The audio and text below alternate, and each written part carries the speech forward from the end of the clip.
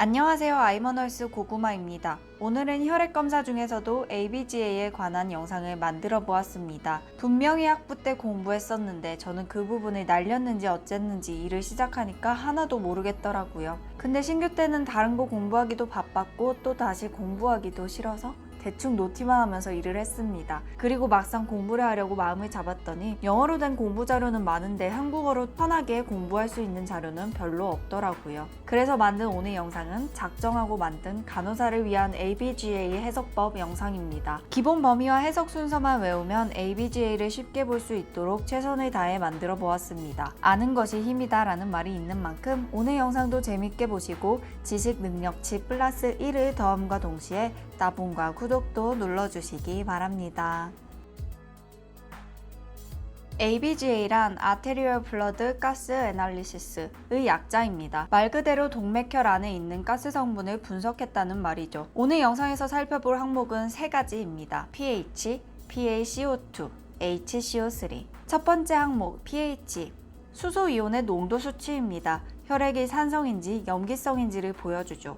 정상 범위는 7.35에서 7.45이고 다들 아시다시피 7.35보다 낮으면 산성, 7.45보다 높아지면 염기성을 나타냅니다. 두 번째 항목 PaCO2, Partial Pressure of Carbon Dioxide, 이산화탄소의 부분 압력, 쉽게 생각해보면 혈액 속의 이산화탄소 농도입니다. 정상 범위는 35에서 45이고 pH의 소수점 숫자와 같아서 부담 없이 외울 수 있습니다. 여기에 두 가지를 더 기억해주세요. 첫 번째, CO2는 렁의 벤틸레이션과 관련 있는 수치입니다. 숨을 내쉴 때 이산화탄소가 빠져나가기 때문이죠.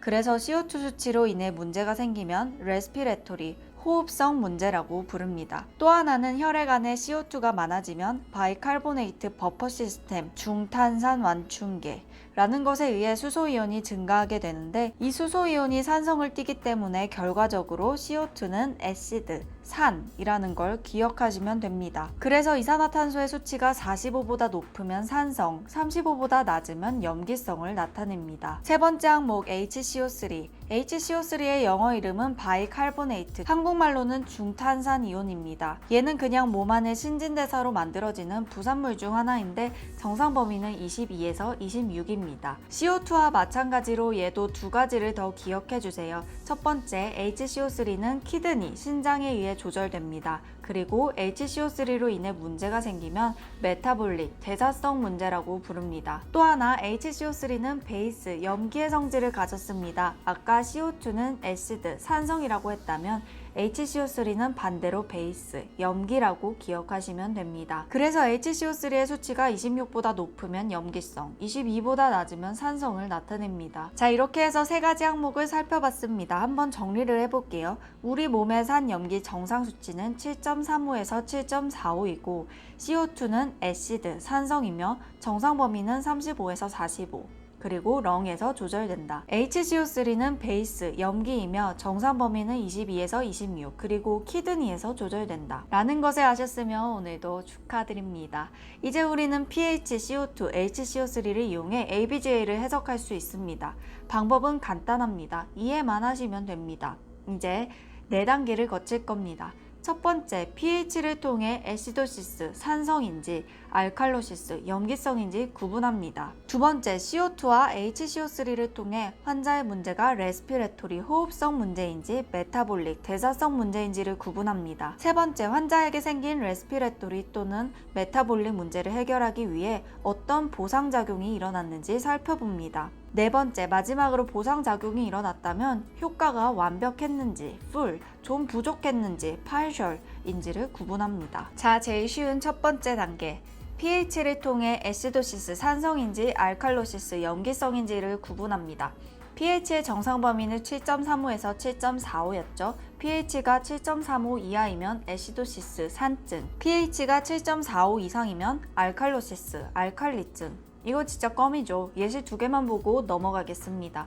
pH 7.21인 환자가 있습니다. 정상 범위보다 낮으니 당연히 애시도시스입니다. pH 7.5인 환자가 있습니다. 정상 범위보다 높으니 알칼로시스입니다. 두 번째, CO2와 HCO3를 통해 환자의 문제가 레스피레토리, 호흡성인지 메타볼릭, 대사성인지 구분하기. 영상 초반에 개념을 잡을 때 PaCO2는 렁에서 조절되고 HCO3는 키드니에서 조절된다는 거 기억하시나요? 만약 CO2 수치가 어브노멀하고 HCO3는 노멀이면 렁, 그러니까 레스피레토리의 문제입니다. 만약 CO2 수치가 노멀이고 HCO3는 어브노멀이면 키드니, 그러니까 메타볼릭 문제입니다. 여기에 CO2는 애시드 산성이고 HCO3가 베이스, 염기성이란 것까지 리마인드하고 첫 번째 단계와 두 번째 단계를 합쳐서 보겠습니다. 먼저 pH를 보고 애시도시스인지 알칼로시스인지 구분하겠습니다. pH는 7.21로 정상 범위보다 낮습니다. 그러니 애시도시스, 산증입니다. 다음으로 레스피레토리 문제인지 메타볼릭 문제인지 보겠습니다. CO2의 수치는 50으로 어브노멀한 수치입니다. 정상 범위보다 높네요. 레스피레토리, 호흡성 문제가 있는 겁니다.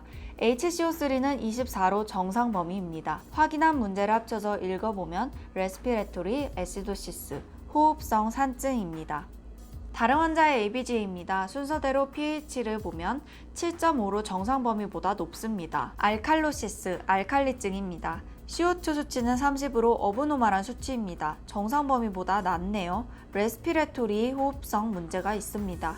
HCO3는 정상 범위입니다. 문제를 합쳐서 읽어보면 레스피레토리 알칼로시스, 호흡성 알칼리증입니다. CO2는 애시드, 산성을 띠는데 몸 안에 산성을 띠는 물질이 별로 없으니까 알칼로시스 현상이 발생한 거죠. 또 다른 환자입니다. pH가 7.21로 정상 범위보다 낮습니다. 애시도시스, 산증입니다. CO2는 정상 범위입니다. HCO3 수치는 20으로 어브노멀한 수치입니다. 정상 범위보다 낮습니다.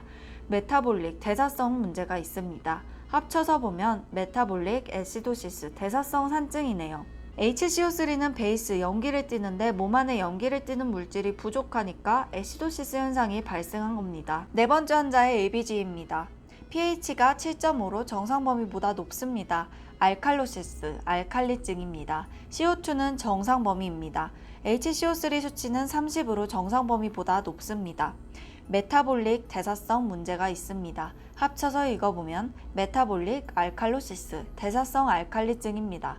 당연한 결과입니다. HCO3의 수치가 어브노멀하니까 문제는 신장의 대사, 메타볼릭에 있는 것이고 또 HCO3는 베이스, 염기를 띠는데 숫자가 많으니 염기화, 그러니까 알칼로시스가 나타난 것이죠. 여기까지도 쉽습니다. 문제가 없죠. 그런데 만약 pH, PaCO2, HCO3가 다 어브노멀하다면 또는 pH는 정상인데 PaCO2와 HCO3가 어브노멀하다면 어떤 일이 생긴 걸까요? 사람의 몸은 항상 정상 균형을 맞추려고 최선을 다하고 있죠. 그래서 어떠한 부분에 문제가 생겼을 때 다른 곳에서 균형을 맞추려고 보상작용을 시작하게 됩니다. 그래서 나타난 결과입니다. 렁에서 문제가 생긴 것을 키드니에서 도와주려고 한다거나 반대로 키드니에서 문제가 생긴 것을 렁이 도와주려고 할 때 나타나는 결과인 거죠. 우리가 확인해줘야 할 것은 렁과 키드니 둘 중 어떤 것에 문제가 생겨서 어떤 게 보상작용을 해주고 있는 건지 구분하는 것입니다. 세 번째 단계를 진행하기 전에 잠깐 보상체계에 대한 개념을 잡고 넘어가겠습니다.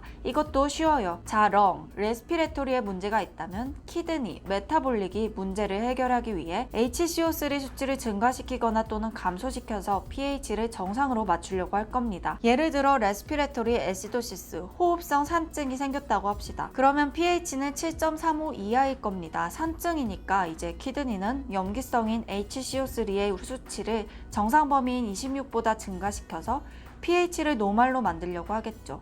산증이 문제이니 염기성을 더해서 pH를 정상으로 만들려고 하는 겁니다. 반대로 레스피레토리 알칼로시스, 호흡성 알칼리증이 생겼다고 합시다. 그러면 pH는 7.45 이상일 겁니다. 알칼리증이니까요. 이제 키드니에서는 염기성인 HCO3 수치를 줄여서 pH를 정상으로 만들려고 하겠네요. 이 과정에서 보시다시피 산증 또는 알칼리증의 문제를 해결하기 위해 HCO3를 정상 범위보다 더 크게 또는 작게 만들고 있는 것을 볼 수 있습니다. 이 결과로 나타나는 것이 바로 CO2도 어브노멀하고 HCO3도 어브노멀한 ABGA인 것입니다. 이제 반대로 키드니에 문제가 생긴다면 하면 렁이 CO2 수치를 조절해 pH를 정상 범위로 돌려놓으려고 할 겁니다. 만약 메타볼릭 애시도시스, 대사성 산증이 문제라고 한다면 렁에서는 산성인 CO2의 수치를 정상 범위보다 낮춰서 pH를 노멀로 만들려고 하겠죠. CO2가 산성이기 때문에 산증이 나타난 환자에게 필요가 없기 때문입니다. 또는 메타볼릭 알칼로시스, 대사성 알칼리증이 문제라고 한다면 렁에서는 산성인 CO2의 수치를 정상 범위보다 더 증가시켜서 알칼리증을 없애려고 하겠죠. 그래서 드디어 세 번째 단계입니다. 보상 체계까지 이해하셨다면 이제 더 어려울 건 없습니다. 바로 ABGA를 해석해보죠. 첫 번째 단계는 애시도시스, 알칼로시스 여부를 구분하는 거였죠. pH가 정상 범위보다 낮으니 애시도시스입니다. 두 번째 단계는 레스피레토리, 메타볼릭 여부를 구분하는 거였죠. 봤더니 CO2의 수치도 어브노멀하고 HCO3의 수치도 어브노멀합니다. 이게 무슨 레스피레토리 문제도 있는 것 같고 메타볼릭 문제도 있는 것처럼 보입니다. 두 번째 단계로는 확인이 안 되니 세 번째 단계인 보상 체계를 적용해서 생각해 보겠습니다. 자, CO2는 산성, HCO3는 염기성 이란 걸 리마인드하고 수치를 다시 한번 보겠습니다. CO2의 수치는 60 정상 범위보다 높습니다. 그리고 CO2는 산성이기 때문에 CO2가 60으로 높으면 우리 혈액은 애시도시스, 산증을 띠고 있어야 되겠죠. 첫 번째 단계에서 우리가 확인한 애시도시스와 일치하는 부분입니다. 그러면 이제 환자의 애시도시스 원인은 레스피레토리가 되는 겁니다. 그러면 HCO3도 한번 볼까요? HCO3의 수치는 50, 이것도 정상 범위보다 높습니다. 그런데 HCO3는 염기성이기 때문에 이 수치가 높으면 pH는 알칼로시스, 알칼리증을 나타내고 있어야 합니다. 하지만 첫 번째 단계에서 우리가 확인한 애시도시스와 일치하지 않네요. 정리해보면 환자의 문제는 CO2, 산성이 너무 많아져서 애시도시스가 온 것입니다. 그러니 레스피레토리 의 문제인 거죠. 그것을 보상해주기 때문에 키드니에서 HCO3, 염기의 숫자를 늘렸다는 것을 알 수 있습니다. 여기까지 보면 이 환자의 ABG의 결과는 Compensated Respiratory Acidosis입니다. 여기서 바로 네 번째 단계까지 적용해 보겠습니다. 우리는 방금 신장에서 보상작용이 일어났다는 것을 확인했습니다. 그러면 이제 이 보상작용이 완벽하게 일어나고 있는지 아닌지 여부를 판단할 수 있습니다. 사실 이미 확인한 사항입니다. pH가 7.3으로 어브노멀하죠. 신장에서 지금 보상작용을 하고 있지만 pH를 정상으로 만들기에는 부족하다는 뜻입니다. partial, 부분적인 보상만 이루어지고 있다는 겁니다. 만약 보상작용이 full, 완벽했다면 pH가 노멀이겠죠. 보시다시피 네 번째 단계는 굉장히 쉽습니다. 세 번째 단계에서 어떤 보상작용인지를 확인했다면 pH 수치를 보고 노멀이면 full, 어브노멀하면 partial compensated가 되는 거죠. 그래서 결론적으로 이 ABGA는 partial compensated respiratory acidosis입니다. 수고하셨습니다. 이제 예시를 몇 개 보면서 네 단계를 적용해 ABGA를 해석하는 걸 보여드리겠습니다. 첫 번째, 애시도시스 알칼로시스인지 구분하기. pH가 7.6으로 정상 범위보다 높으니 알칼로시스입니다. 두 번째, 문제 원인이 레스피레토리, 메타볼릭인지 구분하기. CO2의 수치가 정상 범위보다 높은데 CO2는 애시드, 산성이고 첫 번째 단계에서 확인한 알칼로시스와 일치하지 않으니 원인이 아닙니다. 그럼 HCO3는 어떤가요? 수치가 정상 범위보다 높습니다. HCO3는 베이스, 염기입니다. 수치가 높아지면 알칼로시스가 일어나는데 첫 번째 단계에서 구분한 것과 일치하네요. 그러니 이 ABG의 결과는 메타볼릭 알칼로시스, 대사성 알칼리증인 것을 알 수 있습니다.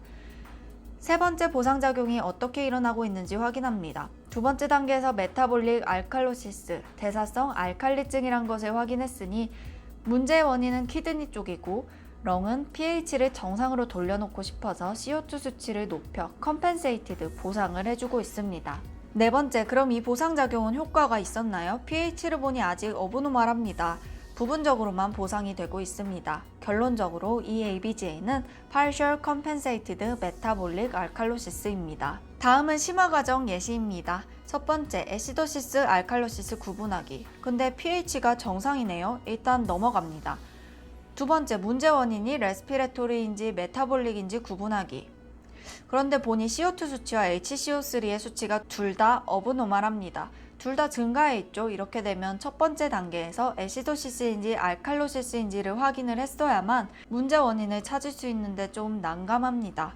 여기서 사용할 수 있는 방법을 하나 더 알려드리겠습니다. 바로 pH 값이 어느 쪽으로 치우쳐져 있는지를 확인하는 겁니다. pH 정상 범위는 7.35에서 7.45입니다. 정상 범위의 중간 값은 7.4예요. 그래서 엄밀히 말하자면 정상 범위에서도 산성에 가까운지 알칼리성에 가까운지를 구분할 수 있는 겁니다. 그러니 정상 범위에 있긴 하지만 pH가 7.4보다 낮으면 산성, 7.4보다 높으면 알칼리성으로 생각하기로 하고 문제로 다시 돌아가 봅니다. 첫 번째, 애시도시스 알칼로시스 구분하기. pH가 정상이긴 하지만 7.4보다 낮으니 산성 쪽에 더 가깝습니다. 그러니 애시도시스라고 생각합시다. 두 번째, 문제 원인이 레스피레토리인지 메타볼릭인지 구분하기. CO2의 수치가 정상 범위보다 증가해 있습니다. CO2는 애시드, 산성이고 첫 번째 단계인 애시도시스와 일치하네요. 그럼 이제 문제의 원인은 레스피레토리라는 것을 확인한 것입니다. HCO3의 수치도 정상 범위보다 증가해 있습니다. 하지만 HCO3는 베이스, 염기성이고 첫 번째 단계의 애시도시스와 일치하지 않으니 문제의 원인이 될 수 없습니다. 세 번째, 보상작용이 어떻게 일어나고 있는지 확인합니다. 두 번째 단계에서 레스피레토리 애시도시스, 호흡성 산증이란 것을 확인했으니 문제의 원인은 렁 쪽이고 키드니는 pH를 정상으로 돌려놓고 싶어서 HCO3 수치를 높여 컴펜세이티드 보상을 해주고 있다는 걸 알 수 있습니다. 네 번째, 그럼 이 보상작용은 효과가 있었나요? pH는 7.3으로 정상 범위 안에 있습니다. 그러니 키드니의 보상작용은 full, 완벽합니다. 결론적으로 이 ABGA는 full compensated respiratory acidosis 입니다. 마지막 심화 과정 예시입니다. 첫 번째, 애시도시스 알칼로시스 구분하기. pH가 정상이긴 한데 7.4보다 높으니 염기성에 더 가깝습니다. 그러니 알칼로시스로 구분합니다. 두 번째, 문제의 원인이 레스피레토리인지 메타볼릭인지 구분하기. CO2의 수치가 정상 범위보다 증가해 있습니다. CO2는 애시드, 산성인데 첫 번째 단계인 알칼로시스와 일치하지 않습니다. HCO3의 수치도 정상 범위보다 증가해 있습니다. HCO3는 베이스, 염기성이고 첫 번째 단계의 알칼로시스와 일치합니다. 그러니 메타볼릭이 문제의 원인이 됩니다. 세 번째, 보상작용이 어떻게 일어나고 있는지 확인합니다. 두 번째 단계에서 우리는 메타볼릭 알칼로시스, 대사성 알칼리증이란 것을 확인했으니 문제의 원인은 키드니 쪽이고 렁은 pH를 정상으로 돌려놓고 싶어서 CO2 수치를 높여 컴펜세이티드, 보상을 해주고 있다는 걸 알 수 있습니다. 네 번째, 그럼 이 보상작용은 효과가 있었나요? pH는 7.45로 정상 범위 안에 있습니다. 그러니 렁의 보상작용은 full, 완벽합니다. 결론적으로 이 ABGA는 Full Compensated Metabolic Alkalosis 입니다. 영상 잘 보셨나요? 내용이 많아서 어려워 보이지만 그냥 보기에만 그런 것 뿐입니다. 기본적인 개념만 외우고 순서대로 해석만 하면 되니까요.